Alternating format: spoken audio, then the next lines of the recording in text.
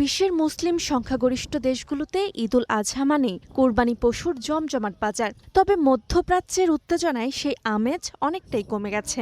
ব্যবসায়ীরা বলছেন জ্বালানি তেলের দাম দ্বিগুণ হওয়ায় পশু পরিবহন খরচ অনেক বেড়ে গেছে, যার প্রভাব পড়েছে কোরবানির পশুর বাজারে।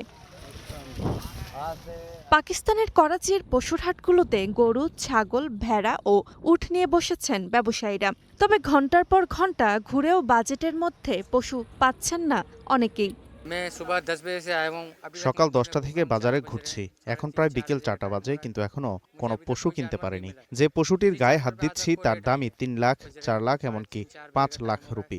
অথচ আমার বাজেট মাত্র 1 লাখ থেকে 1.5 লাখ রুপি। ইন্দোনেশিয়াও একই চাপে রয়েছে। দেশটির মুদ্রা রুপিয়া ডলারের বিপরীতে রেকর্ড দরপতনে পশুর হাটে কমেছে ক্রেতাদের উপস্থিতিও। দাম তো একেবারেই নাগালের বাইরে। আগের বছরের তুলনায় মানুষের ক্রয় ক্ষমতা কমেছে, বিশেষ করে ইরান, যুক্তরাষ্ট্র ও ইসরায়েলের যুদ্ধ পরিস্থিতির কারণে। একই সংকট দেখা যাচ্ছে ইয়েমেনেও। বাজারে গরু, ছাগল ও ভেড়া পর্যাপ্ত থাকলেও দাম বেড়েছে কয়েক গুণ। গত বছর যে ছাগল 90,000 ইয়েমেনি রিয়েলে কিনেছিলাম, এবার সেটি কিনতে 1,30,000 থেকে 1,40,000 রিয়াল লাগছে। ঈদ সামনে রেখে কর্তৃপক্ষের উচিত কোরবানির পশুর দাম কমানো। এদিকে ইরাকের রাজধানী বাগদাদেও কুরবানির পশুর বাজারে গিয়ে হতাশ ক্রেতারা।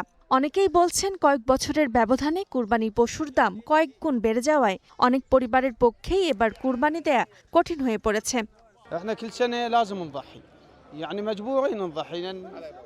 সকাল থেকে 4 লাখ দিনার নিয়ে ঘুরছি, কিন্তু উপযুক্ত কোনো ভেড়া পাইনি।